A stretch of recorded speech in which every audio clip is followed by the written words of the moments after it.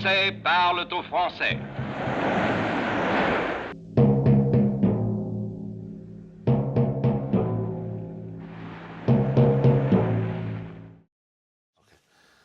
Hello and welcome to the Freedom Files. Today once again I am happy to be interviewing Neil Petrie, author of One Vote Away, Saving the West and champion of direct democracy. Welcome, Neil. Thank you. Cheers, Thanks for coming back. Interesting times. I was thinking before we set off on the interview that some of the things we're going to be talking about in light of the recent election and the party in power are going to leave us sailing quite close to the wind. What's your opinion on Starmer and the way he's taken leadership and what it kind of spells out for our future over the next 3 or 4 years? Yeah, well, there's a lot there, Damien, isn't there? There's a lot there. Starmer is obviously a committed politician, yeah, and he's a lawyer, a barrister, but not the most he's not the most charismatic of people, obviously, but he still managed to get to the leadership, position, and now he's, with 18-19%, whatever it is, 19% of the vote, he's running the country and imposing, quite strict rules on everybody, and it's a sign of where he and the party are obviously taking us.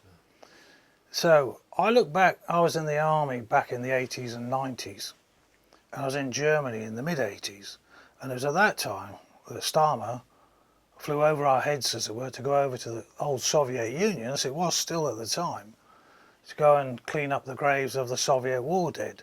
The Czech Republic he went I think it was the Czech Republic, yeah. So, and there we were in the West looking over, the Iron Curtain, as it were.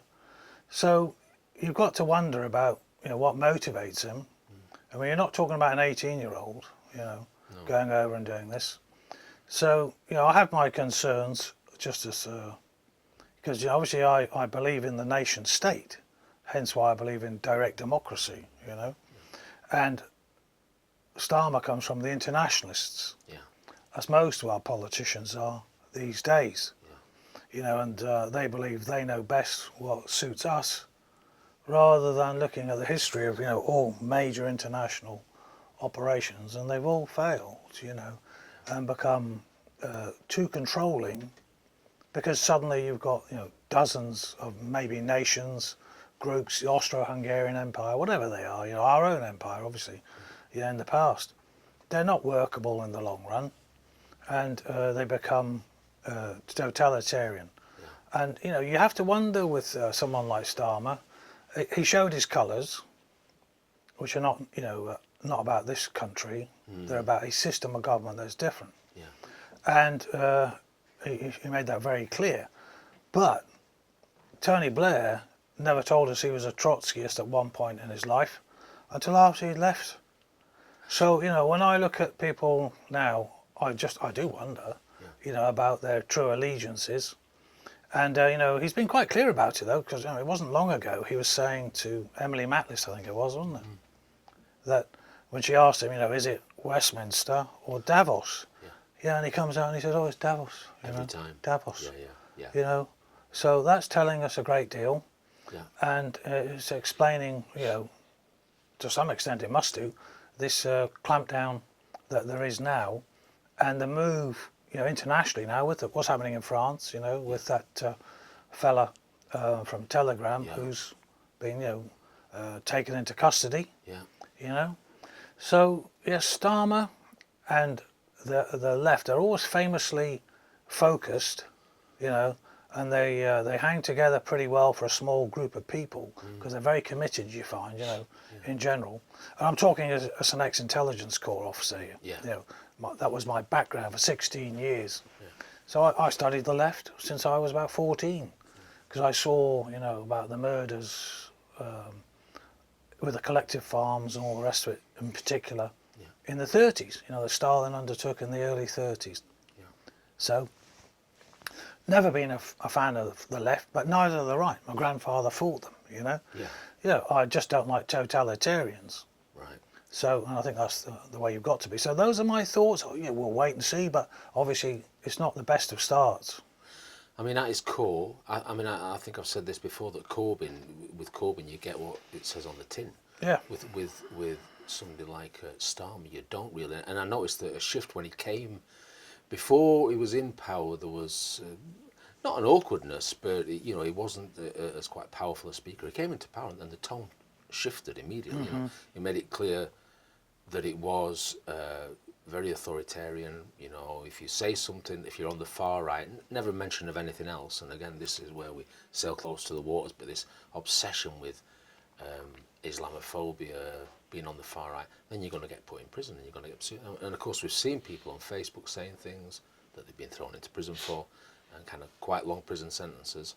So I don't think it bodes well for the country, because I know even just doing this interview, and I've spoken to other people who do YouTube channels, there's a nervousness about saying things.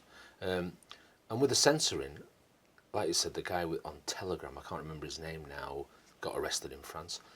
Even I saw recently Alistair Campbell put on Twitter a book that Douglas Murray had written a few years ago. I think it was the Strange Death of the West or something. And Alistair Campbell tagged it and said, "Have you seen this book at Met Police?" You know, so they're kind of pursuing also as much as they can, and also, of course, this kind of threat to Elon Musk. I don't know whether it was from an MP here, or I can't remember who it was from, that, you know, that we should arrest him. This seems to me a characteristic of the left, kind of the pursue of this kind of lawfare, if you like, and I think we saw it in America with Trump. You know, to what extent can they do it here? To what extent can they do it and be successful with it? Right. Well, obviously we've got a slightly different system to the Americans, you know, and a lot of this, you know, is generated from America. You know, the tactics have been practiced over there. You know, if you look back, and you know, again, remember, I look at things as an ex-intelligence guy, but you know, I haven't changed my brain since since I left them. You know, and in fact, I've learned a great deal since then. But you know, I assess intelligence, you know, through looking at it and comparing it to other, you know, various sources, using your own, you know, natural critical thinking, you know, that we all have access to review something and then to compare it against other sources. So you can grade it, you know, as to how credible they are. And that's not conspiracy, you know, theorist working. That's a strategy analyst working, an intelligence analyst working. And a lot of these people who they love to, you know, call out as conspiracy theorists is because obviously they are stumbling over or have properly analysed something that has been put in place by people who do not have the, you know, the general public's goodwill, you know, at the centre of their thinking. They've got their own goodwill at the centre of their own thinking, you know. So I think when you look at what Starmer's doing in the lawfare, then yeah, you've got to be concerned, but you must not be frightened of these people, you know. What you have to do is you stick within the law, you know. When you have these riots, you don't go around trying to burn down a building, you know. You wouldn't do that to anybody's house, you know, unless you're a criminal, you know. It's just not what you do. So, you know, but unfortunately, you obviously get hotheads, and occasionally you get agents provocateurs, you know, which is exactly what happened in the States, as you're saying, the lawfare. And you look at what happened over there, and you know, in my book, I draw attention to Ray Epps, the famous Ray Epps in America, not on the left, but he's famous, you know, to anyone else outside of the hard left. The left don't want to mention his name because of his obvious incitement to, you know, basically invading the building, you know, the Congress. So all of this has been done, you know, there are people who have bad intent, you know, and they're highly organised, and they've been at it a long time. They've got a lot of powers, you know, and when they wanted to swing the vote in America, they could do it through Google, playing with the Google algorithms. That was done, you know, and that was clear. That was stated by a former Democrat talking about this, a guy called Epstein, who spoke about it. He reckons 6 million votes were swung just on that, you know, legalistic way of playing with it. But really, it's election interference. And so these are the ones that are not outliers. But then you've got Ray Epps. He is an outlier, you might think, but in fact, you know, agent provocateurs are common in America. They are used legally by the FBI. Yeah. And then there's the pipe bombs, Yeah. you know, that were discovered at the time, or a big thing was made of them, but then they disappear from the press because, you know, people start asking, well, where's the film of all of these people? You know, and why were these Secret Service guys sitting around ignoring them? And they're next to them in the seat, or, you know, next to their vehicle, and kids are walking past. Yeah. But because they know that they're inerts. That's the only reason. And I've seen this, I think it was this morning, I saw a tape of a guy, and he waves to one of the police cars at night time when he's going past the guy who's putting the bombs in place. Right. Yeah, or allegedly. Allegedly. Yeah, and allegedly bombs. So, I mean, we've had we've had some kind of riots over here recently, one at Manvers, not too far away. Do you think there's any sense in which there's agent provocateurs there, or? I'd say it's always possible. Yeah. But you know, that's all you could say. Yeah. But I did see one of these short clips, and there was a guy in the crowd who made some movement to a policeman on the side of the crowd. Right. And the guy gave the nod, and then he went off, the policeman. Right. So who knows? But of course there are plainclothes policemen. Yeah. But that doesn't mean that they're agent provocateurs. No. But in the States, you know, then it's definitely, I think prior to the 6th of January event, there'd been those issues with a couple of the state governors. Yeah. And one of them, you know, the affair where they prosecuted 2 or 3 people, the other 17 out of the 20 were all FBI informants or agents or whatever. Yeah. So, you know, it becomes ridiculous. And then it's the same, obviously, in January 6th. There were a lot of people there who were like Ray Epps, you know, almost certainly, you know, allegedly. But, you know, when you look at what he's doing, why was he not lifted for incitement to go and invade the building on January the 5th and the 6th, you know? Yeah. So it's fairly obvious what was going on there. And what was interesting, the guy who was involved with the earlier case for the abduction of one of these governors, he was then put in charge of the affair for January the 6th. Right. You know, and do you remember in Hawaii, the guy who was in charge where they had that city burned down? Oh, yeah. In strange circumstances. Yeah. Well, the police chief had previously been at Las Vegas, and he was the guy who was in charge when they had that terrible shooting where that fella shot about 50 people at a concert. Yeah. Right. So these law enforcement people, who, you know, they have, it's very great coincidence, isn't it? 2 major events, and you've got the same guy, but you've got it doubled over. It's not just one time. You've got the guy with, you know, Las Vegas and Hawaii, and you've got the guy with, I think it's Whitmer, the governor, and January the 6th. It'd make you at least ask the question. Okay, well, exactly. But I mean, the press don't ask questions. I mean, we've seen that. I'm just kind of looking at the US elections now. Yeah. Kamala has been the nominee for knocking on 40 days. She hasn't been asked the question. No. She hasn't been asked the serious question. Thinking about that election, where do you see that going? I mean, I'm personally quite worried. I think that Kamala could win this, and I think, you know, if she does, it's terrifying prospects for not just for the US but for the rest of Europe, you know. So where do you see it going? Well, like you've got to be concerned because obviously a lot of this stuff is press controlled. Yeah, it's the impression that people have who are not paying close attention, and that's the normal, you know, kind of fallout. The way things are really, you know, with the public, they've got jobs to get on with, and they've got little time. They've got children they're bringing up, etc. So. You look at, I think, is it Tulsi Gabbard? Tulsi Gabbard, She's just joined Trump as well. Yeah. And, you know, RFK, yeah. You know, and they're concerned, obviously. So you've got 2 former Democrats who are very concerned about the way the Democrat Party has gone. Yeah. And now you've had a president who should have had the 25th Amendment and got rid of, really, shouldn't he? You know, he was obviously unsuited, and he's still there now. Yeah. Has the finger on the nuclear button. Yeah. And, you know, do you remember the misinformation that Mr. Starmer gave us on Biden? Do you remember that? Yeah. Well, he goes and visits him and he says, yeah, he's perfectly fit. That's right. Do you know, was that weeks before, days before? It was not long before. Yeah. So, you know, people are going to be very wary when they start throwing, you know, mud around. Yeah. Because, you know, it can bounce back. Yeah. You know, and so when he said that, and it was very clear for a long time that the man's got problems. Yeah. You know, and he comes back and says he's fighting fit or whatever it was. It was some phraseology like that. Yeah. I mean, it's an embarrassment to our country. That's our, future Prime Minister saying this. Yeah. But you won't see that on the news anymore.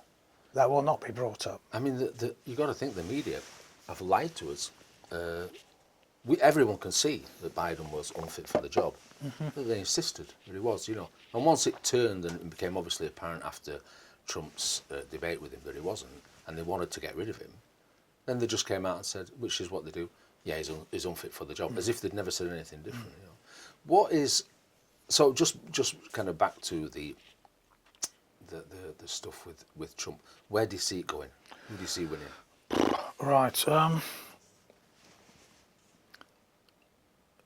They can obviously play with the results. Again, you can have the Google algorithm being played with. Yeah. I mean, you've got to think, these large data companies, they work for the government. Yeah. They have huge contracts with them. Alphabet, all these other groups are, central to the administration of government now. And so they have intimate relationships with the agencies, as well as, the general federal government in particular. So they can be used and weaponized, by the federal state, and they are. They are part of the system. So if the system and the state is run largely by leftists who are, the lawyers are, the vast majority of them, like the journalists in the United States, largely left-leaning.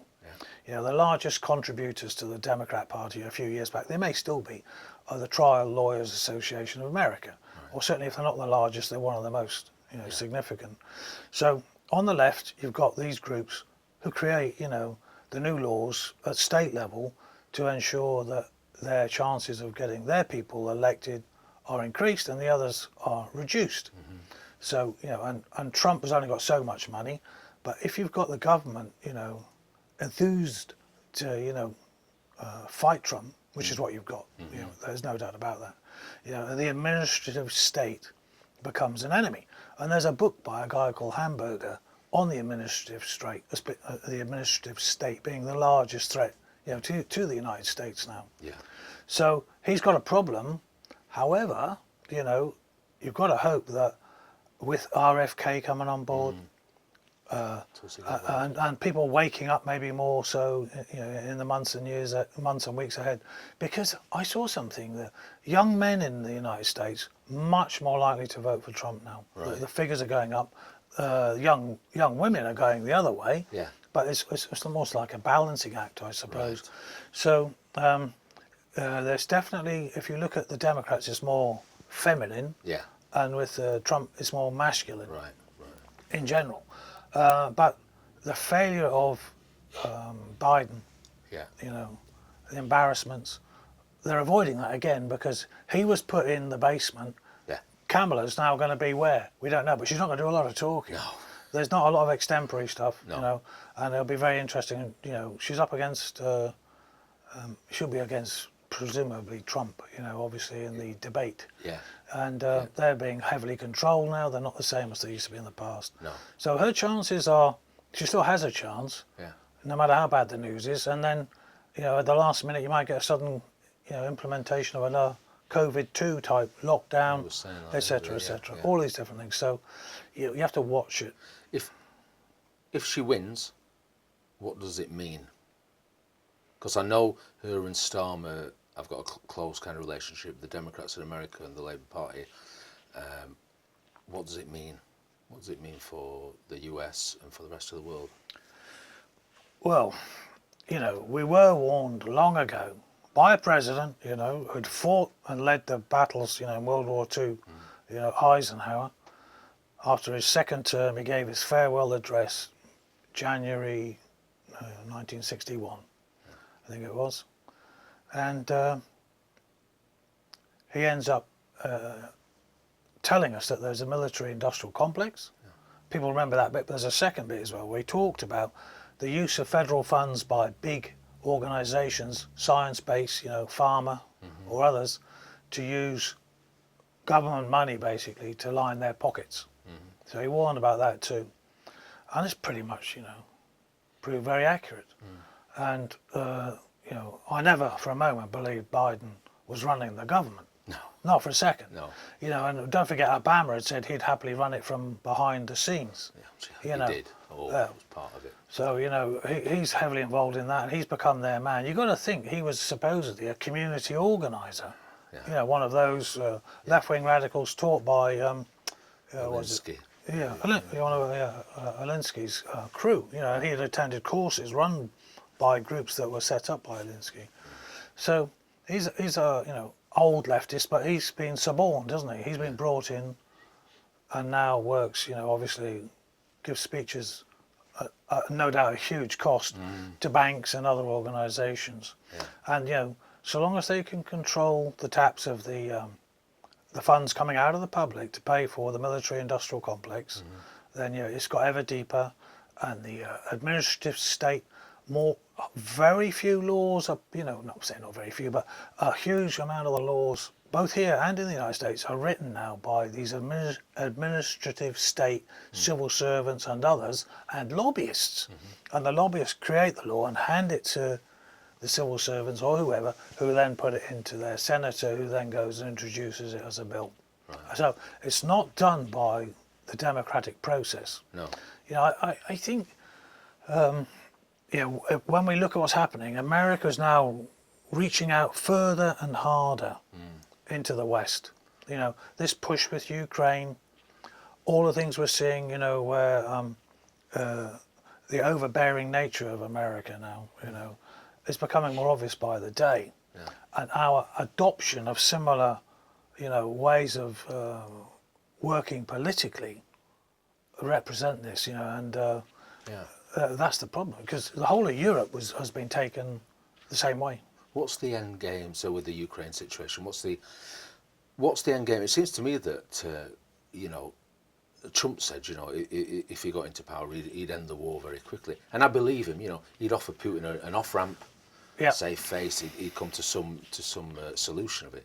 What is the end game for the Democrats? Because they don't seem at all interested in ending the situation. Well, no, the end game has been stated many times by different NATO allies of the Yanks and the Americans themselves. It's the regime change. Look, back in the 80s and 90s, the American aim was to get a hold of all of the goodies that there are in Russia.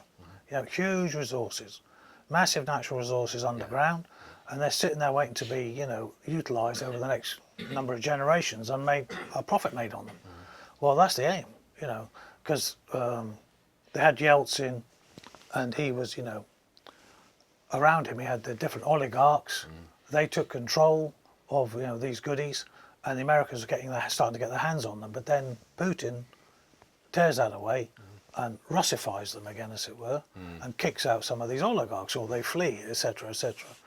So what you've got now is you've got these oligarchs under Putin's control, and the Americans are saying, well, we want that, So we want to be able to own those resources in our companies and our huge corporations.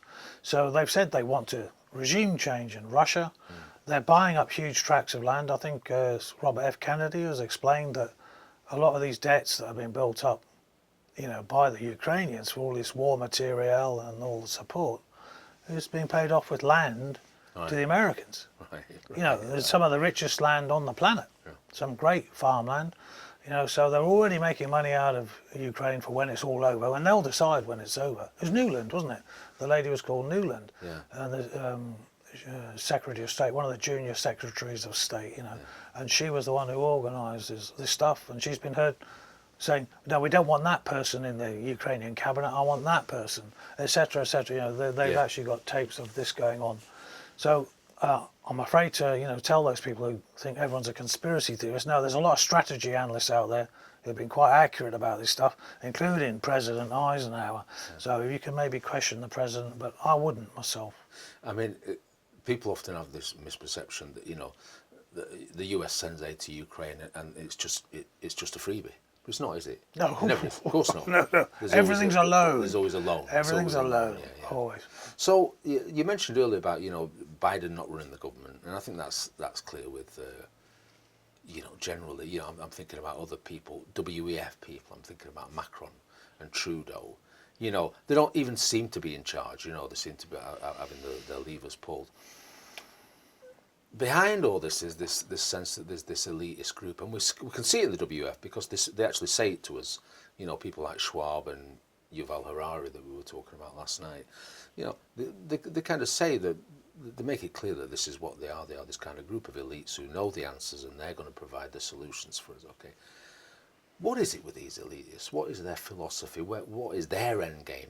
And what are they kind of what are they trying to get out of it? Is it just a power game, or do they really think that they know best and that we should just kind of sit back and listen to them and take their advice? A lot of it must be arrogance. Yeah. Obviously, most of it, I'd say, is arrogance. Yeah. And once you're in the game, you start to see that if you're quite smart, you're a good speaker, you can get groomed. Obama's identified early. Clinton's identified early. Macron. He's a banker. Yeah. Sunak, a banker. Yeah. You see, and this is the point now, is that I think it was only a few years back, when you look at what the banking and financial sector used to make us a profit, it wasn't a huge part of GDP. No. But it's become a huge part of GDP. It's just securitization, it's fake transactions between loads of different people of these assets, of these securitized assets. So the banks have become inordinately rich on borrowed money, on these what have been pumped out with quantitative easing and before that.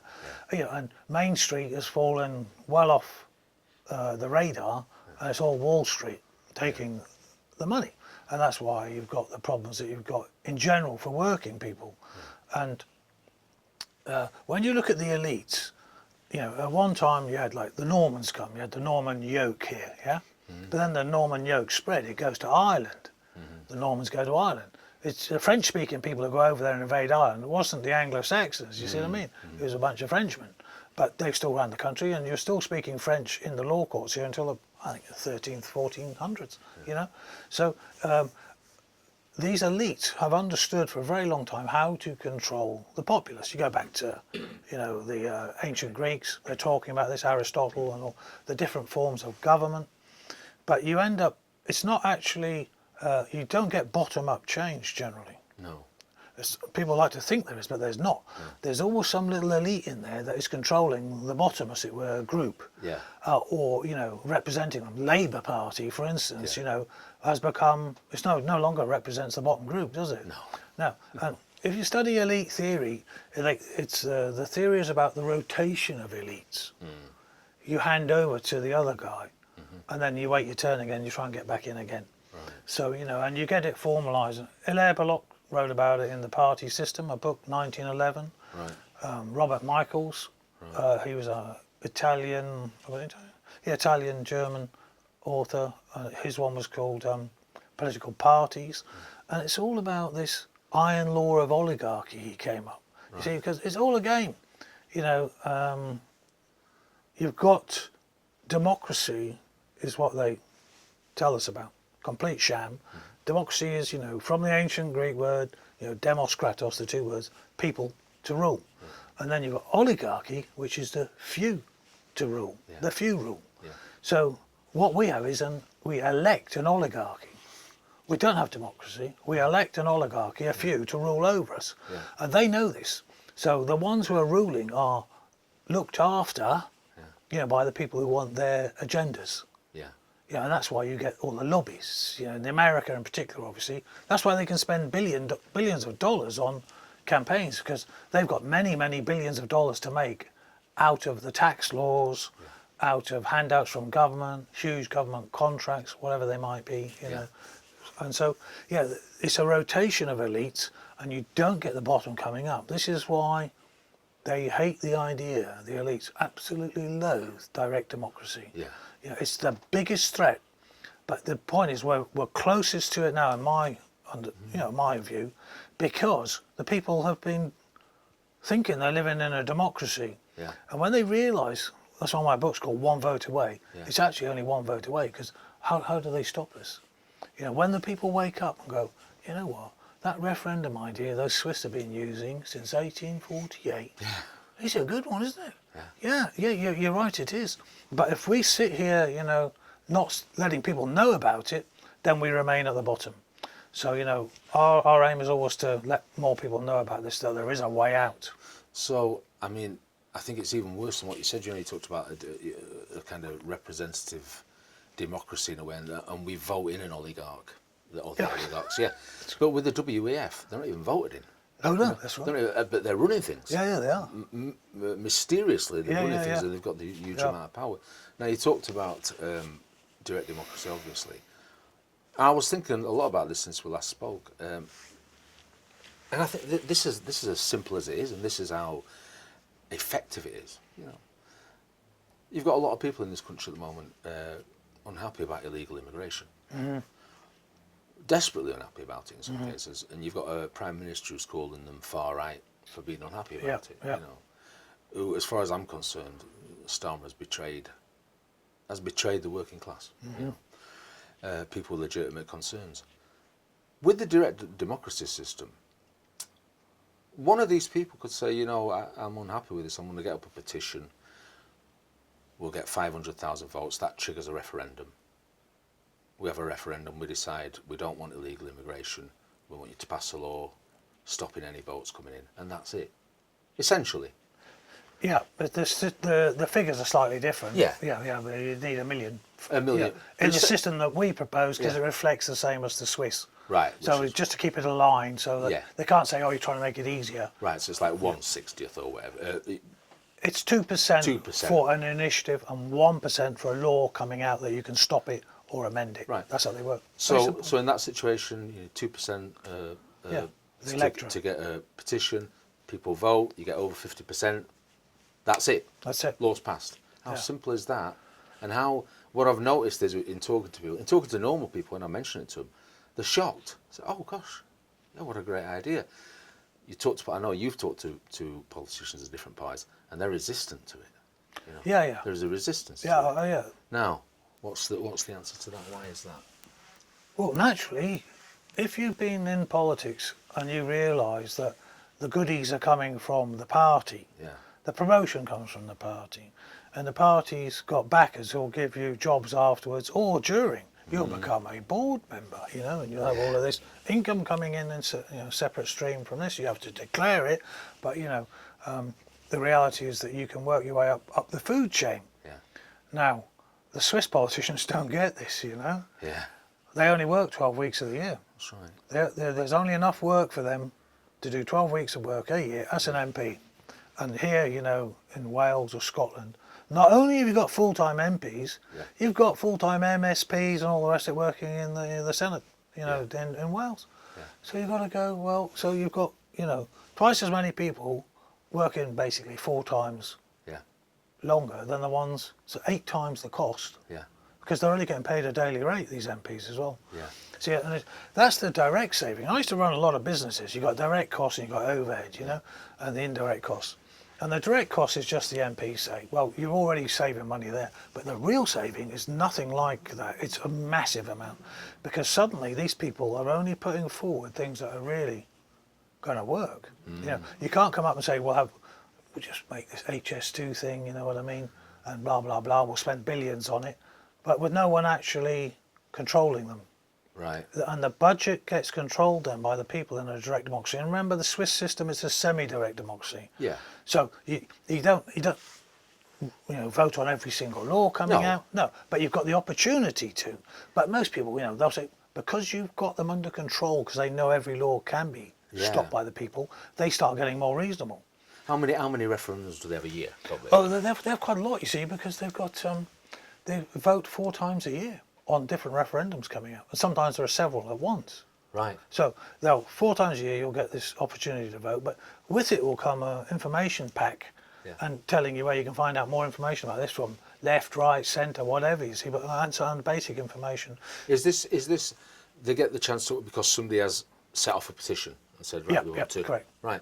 So obviously, like you say, in a lot of cases where you've got a semi-direct democracy movement, you've also got partial kind of representative democracy. Yeah, that's right. Yeah. And so a lot of the time, the government and the parties will say, right, we want to do this, and people won't be interested. They say, well, whatever. That's fair enough. Yeah. But there is a threat. There's always a threat that, like you said with HS2. I mean, look at the money there. Yeah, exactly. You know, you said, no, right, we want to stop this. Exactly. You know what I mean? I mean, there was something. I can't remember now the situation, but again, you know, where money is kind of just wasted, and people will be able to say, no, Yeah. we want to answer it. We want to find out what the truth is about it, etc. So, where do you see? We talked about the Labour Party. We talk about the Reform UK have done incredibly well in the selection. Got second place, in I think over 200. It's about 100. About 100. Yeah, Sorry, 100, about 100 places.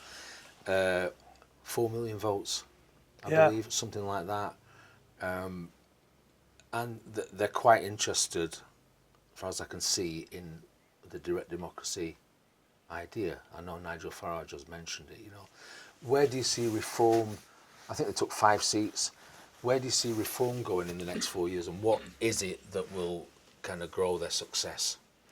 Well, I think Nigel has made very clear what his plans are. You know, he's looking towards 2029, and there's a lot of these local elections in the meantime, and there will be by-elections as well, which you'll be able to gauge where what the temperature is. And it is reform, and he said himself, you know, he's a radical, and he's got 3 main reforms he spoke about. You know, change of the voting system. You know, they want PR. Yeah. PR is just window dressing. You still have parties in charge. Yeah. And then you get not very clear decisions made, but at least they would have more seats. You know, just under that. But that's not the end result you want. He does better than that. He talks about reforming the House of Lords or getting rid of it, whichever. You know, and then the third big reform is the one we're talking about, which is he specifically stated that he wants people to have the right to hold referendums on important issues that they feel are not being addressed by the system. Perfect. You see? Yeah. So that's basically this Swiss-style initiative. Yeah. You know, it's not the general referendum that you can have on every law coming out. Yeah. But you could make the first time you want an important issue, you could turn around and say, we want referendums on every law coming out. You can say that's important. You know, so the point is, this is what it does because it's your initiative. And if you get 2%, you know, like the Swiss do, I'd say that's the bar. You can make it 3% if you wanted to, and Britain's make it a bit harder at first or something. That's down to, but reform basically, under Nigel Farage, he's specifically made this point several times now. So the good thing is there is a constitution, a new constitution being put together by them. He's handing over control of the party to the members. Yeah. You know, he's not hanging on to it as his company and he decides everything. Yeah. This democratisation process is underway. They've got that very good new, chairman in place. Right. I'm not saying the last one wasn't any good because it was Nigel, wasn't it? Yeah. But you know, he's what I'm hearing, it all sounds very good, is what I'd say. Yeah. Now, in the end, it's always about delivery, isn't it? Of course it is. Yeah. All about delivery, and what we don't want to see, you know. And I'm not a member of any party. You know, I look at direct democracy as an element of government. Yeah. But you know, it's a name that people recognise to some extent. You start talking about a hybrid or semi-direct, it all gets, you know, it's a bit wishy-washy. So we stick with direct democracy, but I'm sticking in the movement to hopefully see it go over the line with reform. Yeah. So, and I know a lot of people in reform who are very enthusiastic about direct democracy and this Swiss-style system. And he specifically spoke about, you know, Nigel said it's the best governed country in the world. Yeah. The Swiss system allows you to have these rights, and so he's looking to get the same thing here in the UK. Yeah. So, you know, it could happen very soon. You know, during September, you might see this being discussed at their conference on the 20th, and I'm trying to get a stand there right now, so we can be there to, you know, help people understand what direct democracy means. I mean, it's almost you've got two polar opposites here. You've got Starmer, this authoritarian who doesn't want any of that, doesn't want, like you said, doesn't want this kind of bottom-up approach, and then you've got Farage saying, no, this is perfect, you know. And if anyone ever represented like the working class and giving them a voice, it's this. You know, it's certainly not Starmer. No. It's certainly not the left. No. You know? So do you see, I think when people wake up to the idea of direct democracy, like I said, when I talk to people about it, it's almost like a shock. Oh God, I didn't realise it was that. Yeah, it's that simple. Yeah, you've got an app. Yeah. You know, you've got this block, what do they call it again? Block vote. Block vote, yeah. And you vote on it, There Yeah. you go. Yeah. If you get enough votes, the referendum, that's it. Done. You know what I mean? How much more could you want? Well, you see, the thing is, like, that is an idea, and it's been developed. We helped, the developer put it into practical effect. Yeah. On the ground, getting people helping him. Yeah. But it doesn't mean that's what people will use. No. They don't want technical, but it's a good demonstration tool, Yeah. and it's honed the thinking for a lot of people. Yeah. In this business, as it were. Yeah. That we want to see the people controlling this country. Yeah. I want to see, my family, your family, all of our families involved in the direct control of the country. Yeah. For Nigel said it himself. He said, "Would you have seen 10 million people coming into this country in the last 20 years if you'd had this referendum process?" Well, you wouldn't. No. No, Not a chance. it's very simple. And I was at Lytham St Anne's over the weekend. Yeah. Okay, I was talking to the groups there for on Saturday and Sunday, and as soon as you explain this to them, in 15 minutes I asked them then and said, "So would you want this system?" Up go the hands. Yeah. It doesn't take long, as you said, because once they understand it, as Nigel very succinctly puts it, where you'll have the right to a referendum on important issues Yeah. that are not being addressed by the powers that be, basically. Yeah. And if you get enough support for it, you're away. That's basically it. Yeah. I see. And once you've got that in place, Yeah. it's all over for the parties in terms of their, control of us. That's right. They should be administering while we're governing. Yeah, that's right. That's it. We should be governing. Yeah. We don't have a government. We're the government. Yeah. All of these people who died for us, Yeah. they were hoping for something better Yeah. than just being an elective oligarchy. Yeah. We were all fooled. I was in the army 16 years, and I was in, like I said, in the mid-80s. Yeah. When he was flying over my head to go down to Czechoslovakia Yeah. to go and scrub clean some Soviets, war memorial. Yeah. I was in Germany hearing about the Swiss system. That's when I Yeah. first heard about it. Yeah. It was around about that same time. And I went, what's not to like about this? That's right. And but you couldn't find anything about it. There was no press articles about it, very little. Yeah. It's always been poo-pooed because they know it's the kiss of death. Yeah. The political parties are out of work, largely. Swiss politicians don't like it. They don't like, no. No, they'd rather be in the EU getting the gravy train, wouldn't they? Of course, see? And not only do the Swiss politicians not like it, the backers of the parties most certainly do not. Yeah. Look at these contracts that have been given out, for entrance, for instance, all these hotels for the migrants. Yeah. Who's that? Who was running that? Okay. Huge corporations, okay, run at one time by Winston Churchill's grandson, I think it was, wasn't it? Oh, right. Yeah. Randolph. One of these ones. No, that was his son who's brought him. that's right, It was one of the Soames, I think it was. Right. See, and these people were making hay. Yeah. But they're making hay on the taxpayer. Nicholas Soames. That's right. Yeah. Making hay on the taxpayer. Yeah. Okay. Yeah. When the taxpayer doesn't want them here. That's right. But there's no vehicle for doing that. And then Starmer gets in, and then he attacks everybody. That's far right.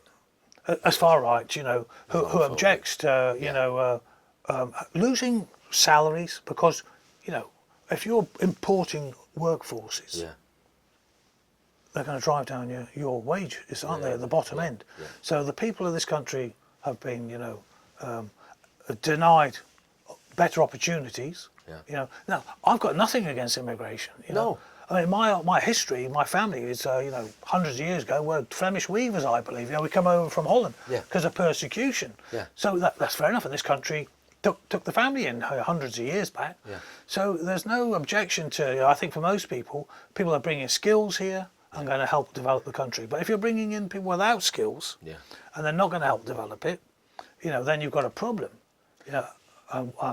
That is what is happening. I think if you, on top of that, if you're importing, let's say close to the window, if you're importing a culture that is incompatible with yours, then you're gonna have real problems. And I think what's happened is as well, it typifies it with Starmer's reply to this. You're all far right, you're all Islamophobes, you're all racists. We're going to lock you away. Is that people like me and lots of people that I talk to are just frustrated. So they're frustrated. They want to say something, and they look to where they can say it, and there's every avenue I'll go and see my MP, I'll go and see a councillor. He's blocked off because they know the response of those people is going to be almost an arrogance. Yeah, You're a correct, racist. correct. You're an Islamophobe, whatever it Yeah, is, you're yeah, a fascist. And this is why this direct democracy is such a wonderful thing, because when you explained it to me, I was like, well, no, I can actually release my frustration. I don't want this. Yeah. I don't want this, that's it. It's a pressure valve. It is a pressure valve. You know, that's you've right. got your pressure cooker, Yeah. and the lid's slammed down, and Yeah. you can't get any pressure out of it. You know, Yeah. but now you've got the pressure valve. That's right. You know, and that is called direct democracy. That's right. So, and this is where, you know, and see, I'm about a nation. Yeah. You know, I was a soldier. Yeah. All right. And I was with the Royal Scots. I was with Scottish soldiers. I'm a Scot, though I don't sound it, obviously. Yeah, yeah. But the reality is that, you know, they came from all walks of life, as you can imagine. Yeah. Right from the bottom up. You know, I didn't come from a wealthy family, but you know, with these people, you're a unit. Yeah. You know, and that unit to me is what the nation should be like. You know, and that's what I believe in. You've got rich people. You've got very successful people who are very intelligent, very capable, hardworking, good designers, whatever it might be. They go and earn a good living. That's fine, isn't it? Yeah. And then there are other people who aren't quite so imaginative, or don't want. Yeah. They don't. A lot of people do not want to go and climb the greasy pole. They say, "Oh, let somebody else do that." Yeah. I have a nice life. I'll go down the pub and I have a good night with my friends. Yeah. On the weekends, I have a good time. I go off on nice holidays. Yeah. Everyone's got their own. That's right. You know the whole what thing, yeah. they're comfortable with and they enjoy. Yeah. So you know, to me, it's about this. With this system, we're all equal politically. Yeah.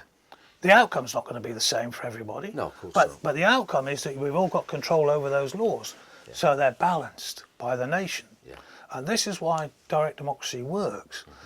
But it works for most people, but it doesn't work for the few who are trying to control right, the elites. everything. Yeah. It's a psychopath's dream, this system that we've got here. A Yeah. psychopath's dream. Yeah. You know, and that's what I say. And you mentioned there about, you know, different cultures. Now, you know, you look at, I've lived in the Middle East a long time, Yeah. and Central Asia. I ran a lot of companies around that part of the world, Yeah. and I was a senior, you know, executive in a lot of security groups, you know, in that part of the world. So I studied Islam, you know, because, and you know, I'm not being funny. I was in Kazakhstan, and you know, it had the Soviet influence. They were not the most, you know, adherents of, you know, Islam. Yeah. You have a vodka, you know, with these guys. You know, Yeah. it varies from place to place, and some are more fundamental, you might say, than others. Yeah. But of course, the laws are fundamental, you know, and some are not applied in some places as strictly as in others. But the bottom line is, you know, they do have these laws, and it's very interesting. In particular, Starmer worked at Doughty Street Chambers. That's right. Now, Doughty Street Chambers was set up. The founder was Geoffrey Robertson, KC, one of our oldest and boldest, you know, lawyers in the human rights and, you know, civil rights field. A great lawyer, very decent man. I've read several of his books as well. He did a great one on the lawyer who oversaw the execution of, or you know, the trial of King Charles I. Right. And he wrote several others, but one in particular I read was called Mullahs Without Mercy. Right. And in this, he makes the point that under the laws that, you know, Iran were using against certain of their prisoners who had gone communist, they said, well, was your family Muslim and you left Islam, or was your family already communist and you just followed the family path, as it were? Yeah. And the ones who said, you know, my family were communist, then they let them slip through. But the ones who had come from a Muslim family and they took the choice to leave Islam under Sharia, executed them. Thousands. I think it's about 3,000. Because? The apostasy laws. The apostasy exactly. laws. Now the thing is, these apostasy laws, they don't just apply to Iran. It's every single what they call law school, schools of jurisprudence. There's the Hanafi, the Maliki, the Shafi and the Hanbali for the Sunni, and the Jafari for the Shia. So there's 5 major law schools. There's 3 smaller ones for the Shia as well. Yeah. And these apostasy laws ensure that you will face execution if you leave Islam. As far as the lawyers are concerned. Doesn't happen everywhere, you know, but you're certainly going to get cold-shouldered in many countries. Yeah. But the bottom line is, it's always there. You know, and you can get the turn in the fundamentalism within the government, and you know, well, they had in Iran. Women used to walk around in miniskirts, didn't they, in Iran? And now, you know, they're executing you for being an apostate. That's right. So, because they're there forever, because the laws don't change. There's no interpretation allowed, as far as the lawyers are concerned, and they're the guardians for Islam and for Sharia. Yeah. And the people accept them as the guardians and the guides of their communities, wherever they are in the world. Yeah. So, including the UK, Europe, America, whatever. This is why, you know, we've got friends who are ex-Muslims and have, you know, live under that threat and have to live in hiding in Britain. I mean, there are many people in the UK. And we don't know how many, of course. You know, who knows? No one can put a figure on it. Yeah. But the bottom line is, you see, it's Starmer's old boss who came out in this book, and he said that is a genocidal law code. Right. He didn't say those words exactly. What he said was, anybody who leaves the religion they were born into, okay, is protected under the Genocide Convention as a group protected under the Genocide Convention, because it's about protecting groups. You know, the Jews. Yeah. That's where it all starts, of course, with the genocide laws, because you know the Nazis. Yeah. So Starmer and Robertson, you know, well, certainly Robertson understands that, you know, there is a genocidal threat to anyone who leaves. So, you know, in relation to that, anyone who kills somebody because they leaves is actually committing genocide. Yeah, that's right. That's right. Yeah, exactly. Yeah. So now there is a case document that's been put together, approved by a lawyer in New York. Well, I say approved by, he's reviewed it and revised it. But what it states is that, you know, the 11 countries that have on their law books openly, not talking about Sharia here, they've taken it from Sharia, you know, presumably they're all Muslim countries, but they all say, we'll kill anyone who leaves Islam. You know? Well, that's just open genocidal threat. Right. You see? Yeah. Now, it might be that you say, well, they'd have to apply it for you to do them as criminals. Right. But, you know, for instance, the International Court of Justice at the UN recently came out and gave something about Israel, wasn't it? Yeah, that's right. It was about being a genocide or whatever. Yeah. So they could do the same for these countries at the UN, these 11 countries. Yeah. But it's actually saying it's about this apostasy law. Yeah. So, you know, we've got a lot of problems in this country with the import of different cultures if they believe that they can kill our people who leave the religion here. Right. Now, you've got to think, that's how Europe was created, really, modern Europe. You know, Thomas Carlyle said the beginning of modern world really was, you know, Luther standing up and saying, here I stand, I can do no other. Because it's from that you got freedom of belief, you see? And what's the first of the, Bill of Rights in the United States? The First Amendment. The first one of the 5 amendments, of the 5 in the First Amendment, is freedom of conscience. Yeah. Okay, freedom of conscience, freedom of speech. Where's that going as well? So we won't have freedom of conscience here. Yeah. You know, if you do we have partition over this?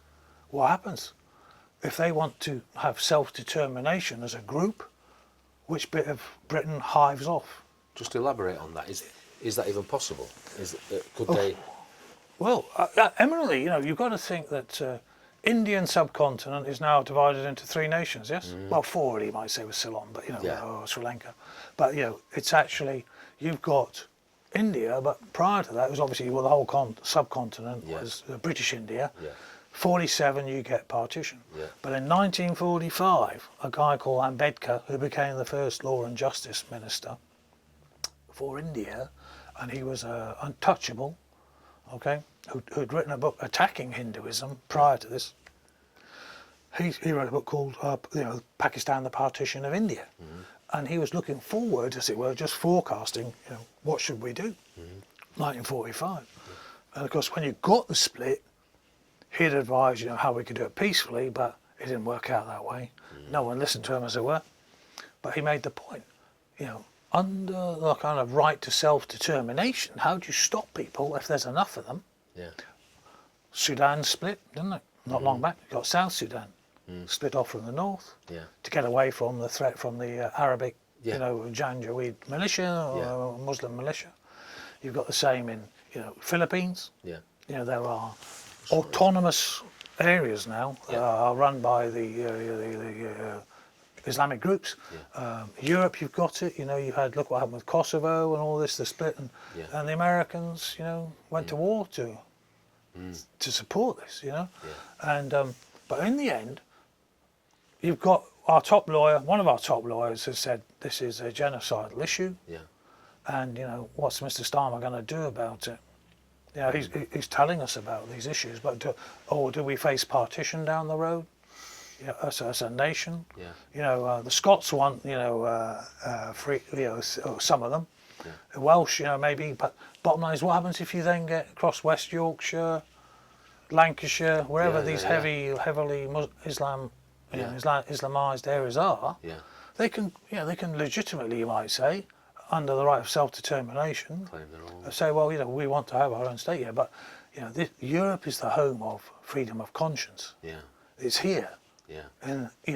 in these countries that you ended up having that right. The modern world's created out of it. Yeah. So maybe we're finished, as a modern world, in terms of those freedoms and those human rights, and what's Mr. Starmer going to say to Mayor Khan, for instance? Yeah. Well, if he decides, or they decide down there, we'd like, Yeah. some part down there, because you've got West Pakistan, you've got East Pakistan. Yeah. It wasn't all, they weren't contiguous, it wasn't one area. No. It's just where they had enough of a population. No. Talking about freedom of speech, what's the just let me go back a little point, because you talked about people self-determining, and I think Solzhenitsyn even in the 80s saw the kind of potential future of Ukraine and the dangers there, Right. Okay. and he said that the only way really to address it was by self-determination of those groups in the eastern part of Ukraine, to kind of decide for themselves whether they wanted to be part of Russia or part of Ukraine. But just let me come back onto you mentioned freedom of speech. Bearing in mind what Starmer has said, and the clear threats and the clear cancellations of people that happens, what is the future of free speech in this country whilst ever we're under a Labour government? Again, I keep coming back, if Kamala Harris gets in, what is the future of free speech? Do you see more people being sent to prison, if they are in charge? I think they're definitely trying to... Right, I think, you look to America first. Yeah, but always... Okay, America drives this conversation, as it were, and, we're the 51st state, We're literally... It's a very special relationship. Yeah. We're like special needs relationship. We are not the... they used to think, we were the Greeks and they were the Romans. You heard all this rubbish. It's tripe. Yeah. We do what we're told. If the Americans wanted to bomb Kosovo, we'd send in a few RAF planes with them. They want to bomb the Houthis in Yemen, we'll send in a few RAF planes, etc. We do what we're told. We're part of NATO. We're good little bag carriers. So that's what we've become, and we haven't even got the manpower to do it anymore. No. We are failing, on many fronts. So I think the freedom in terms of freedom of speech is just going to get tougher. But what I'd say to people is you've got to think carefully. Freedom of speech is not license. No. I agree that if someone is allowing you to talk and stir up murder, mayhem on your website, lock them up. Well, then it's. Someone walks in my house and starts doing that, I'd say, oh, what do you think you are? That's right. And you'd call the law, wouldn't you? And so I think people say, oh, it's freedom of speech. I believe in freedom of speech, but I don't believe in license to start threatening to kill people. There are limits.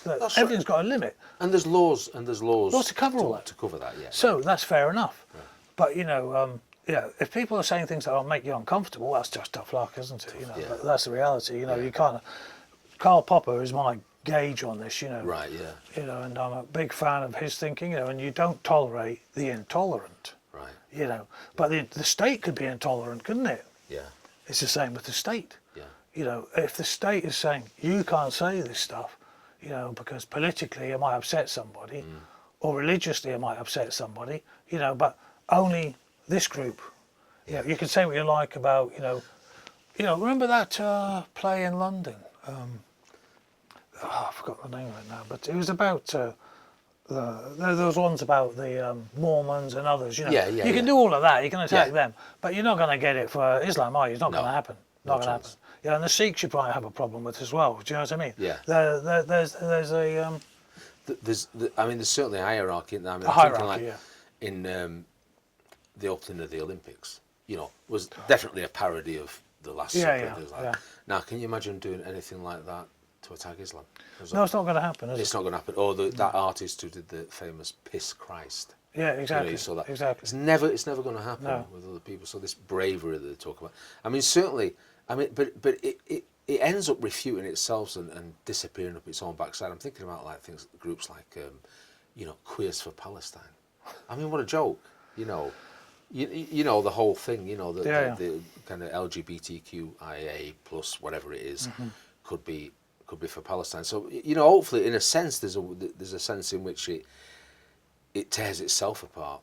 You know, it's its own inherent contradictions. You know. But the thing is, you know, everyone's got to hold their nerve long enough. Yeah.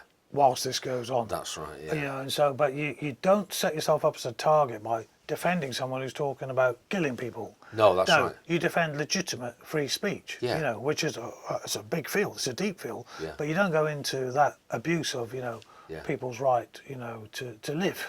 It's simple. You know, and to not be threatened by you. Yeah. So those are things. There are always limits. I mean, I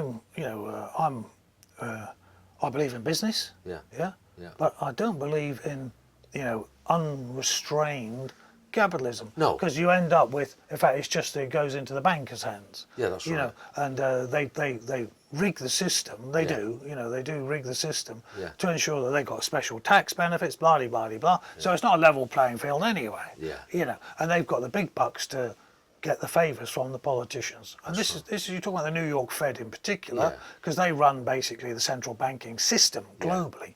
And you go to the Bank of International Settlements in in Switzerland, and that has been set up. It's completely unregulated by anybody. No, even the Swiss can't raid the building. Right. Even the Swiss can't control what goes on in there. So the bankers are the ones who are behind a lot of what we see now, and they are, but a libertarian would say, oh, they can do what they like. No, you can't have that. It doesn't work that way in life. No.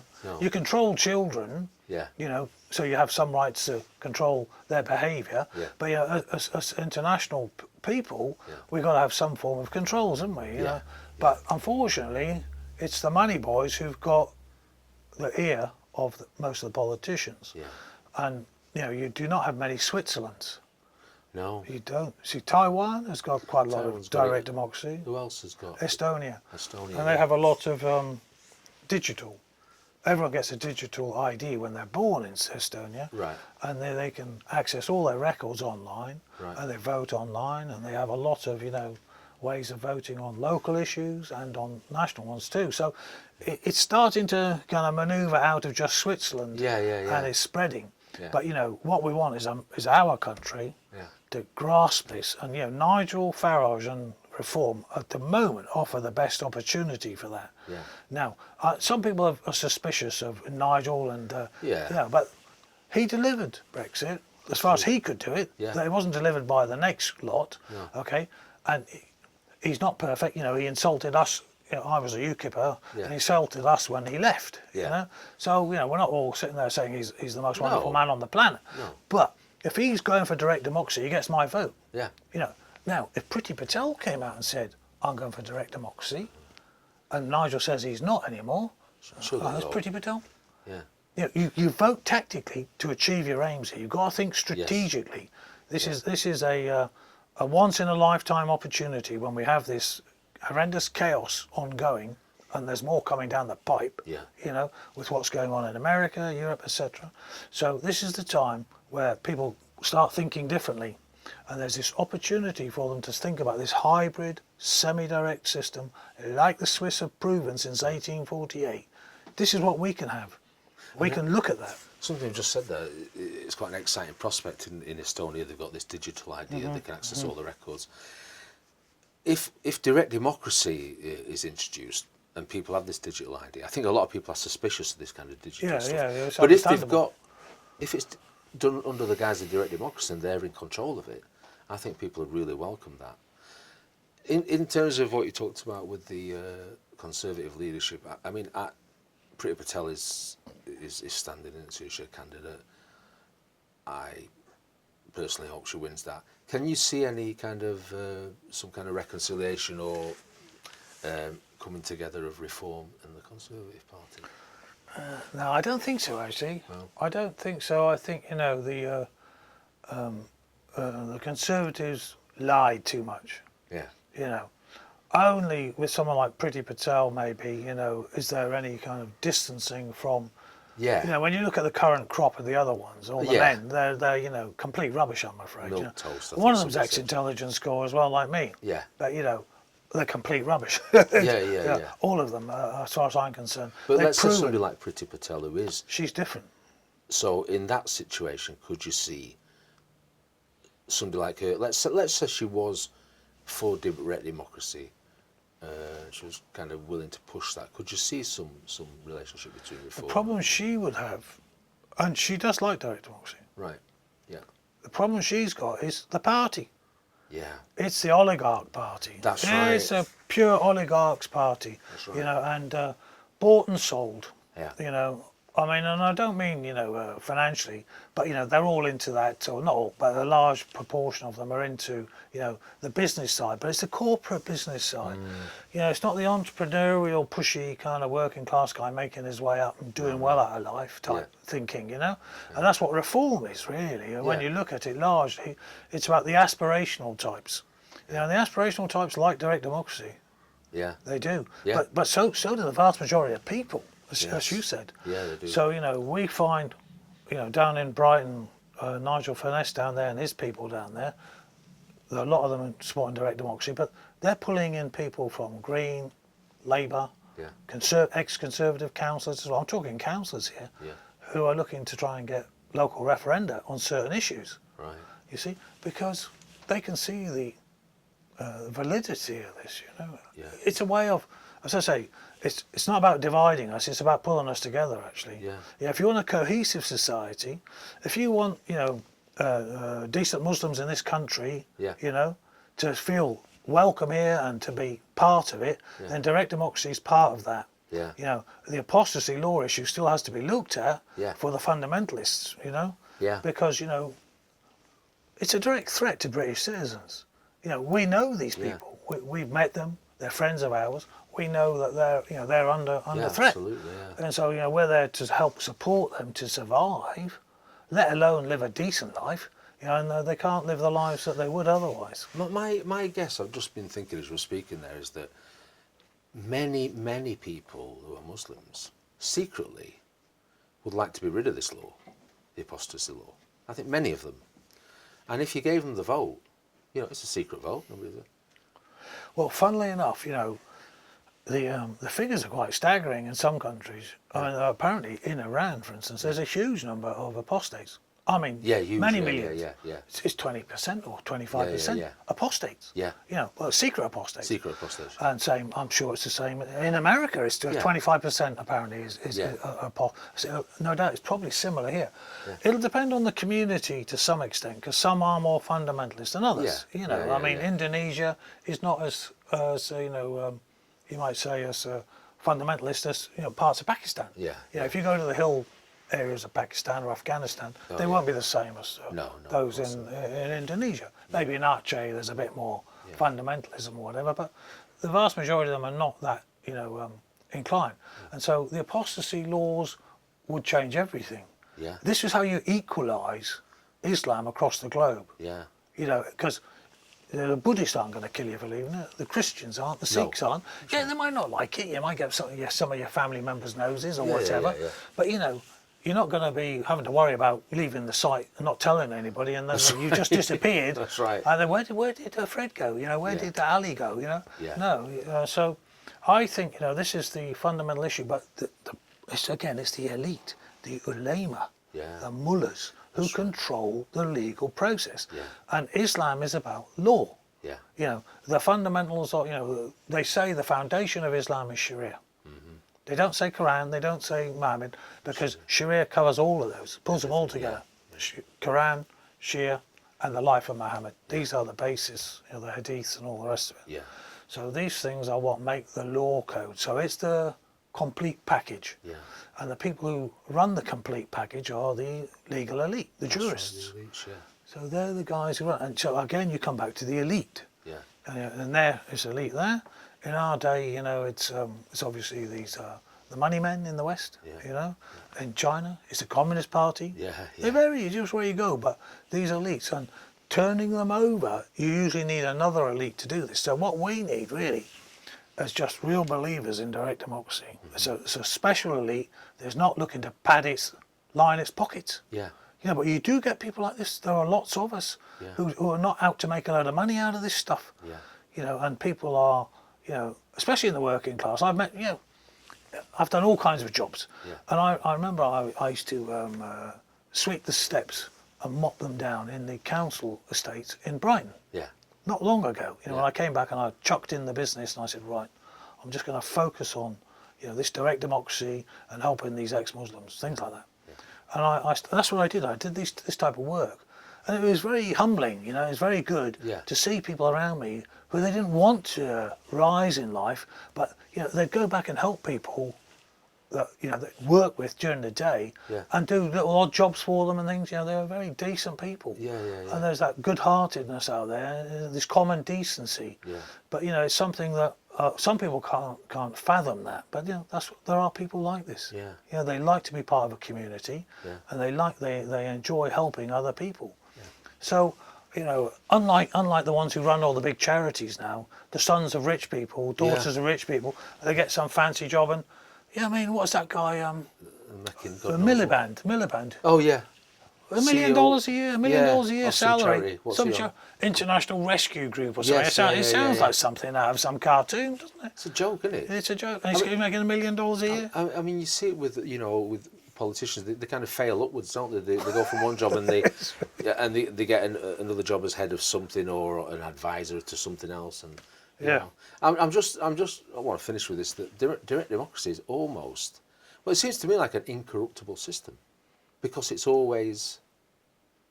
the people. Well, you've got to pay everybody off. Yeah, you'd have to pay. See, I mean, you've got deep pockets, or you've got a really good idea, haven't you? Yeah. You know, you've got to come up with a really good idea. Yeah. And, you know, obviously, people are at different education levels and all the rest of it. But, you know, I hear this argument, oh, you know, we're too stupid, or la, la, la. I say, well, hang on a minute, you know. In 1848, the Swiss were hill-living peasants, most of them, yeah? Yeah. There are some city people, of course, and all that, and some had a good education, but the vast majority did not. Yeah. There was no national school system. Yeah.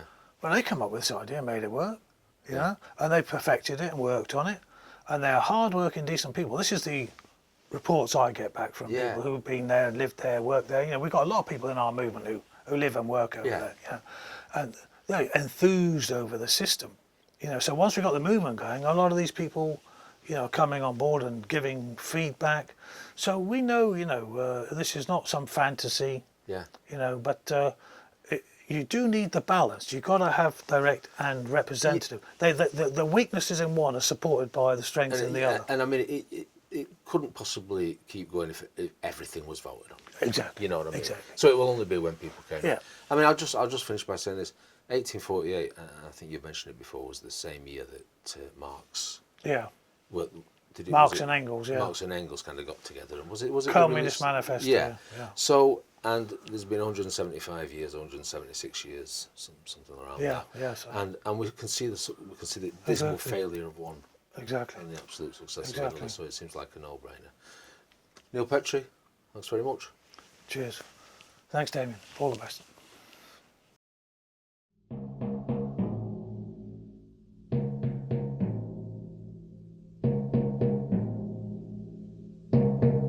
Vive la résistance.